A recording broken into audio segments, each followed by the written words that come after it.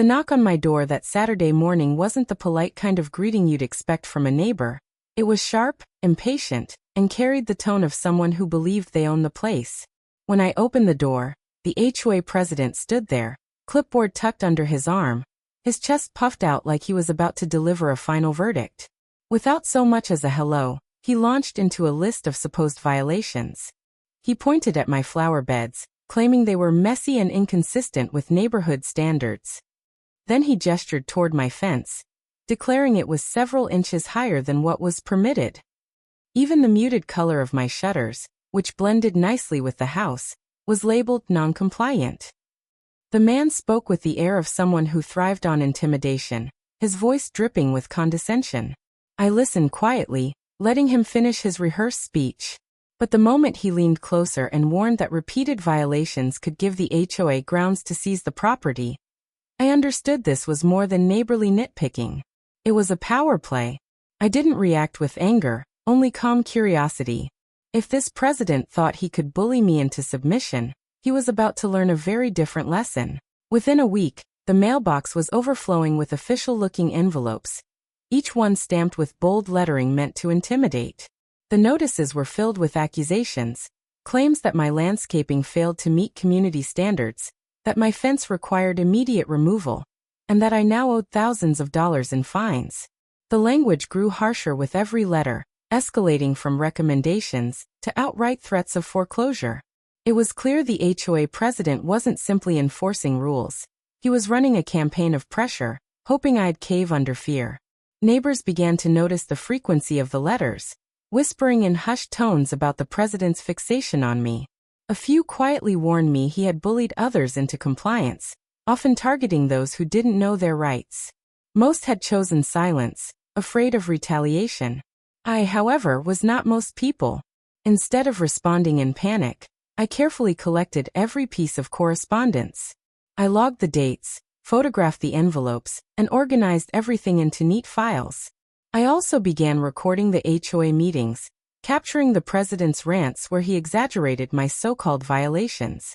What he thought was pressure only strengthened my case.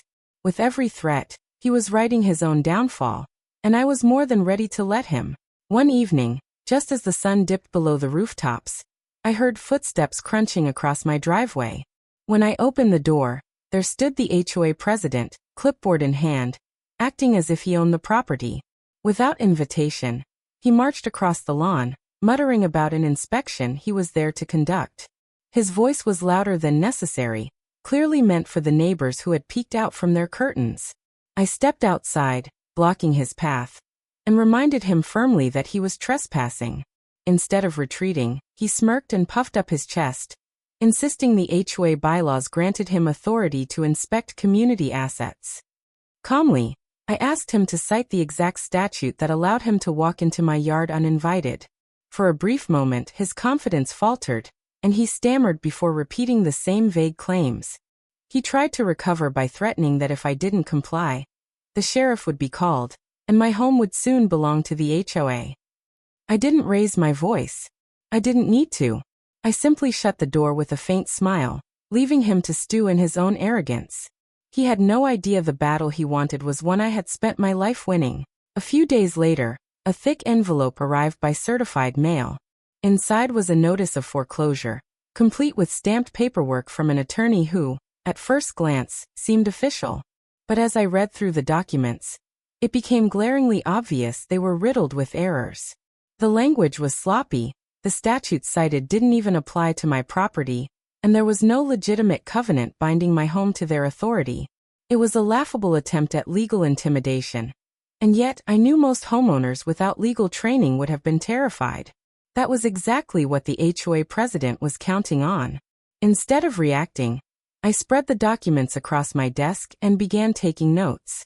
I highlighted procedural mistakes, flagged fraudulent claims, and cross-referenced property records to show my house was never subject to the HOA's covenants. Alongside the letters and recordings I had already gathered, this new evidence only strengthened my position. Rather than confront him directly, I decided to play along. I filed a formal response, requesting a hearing where all evidence could be reviewed.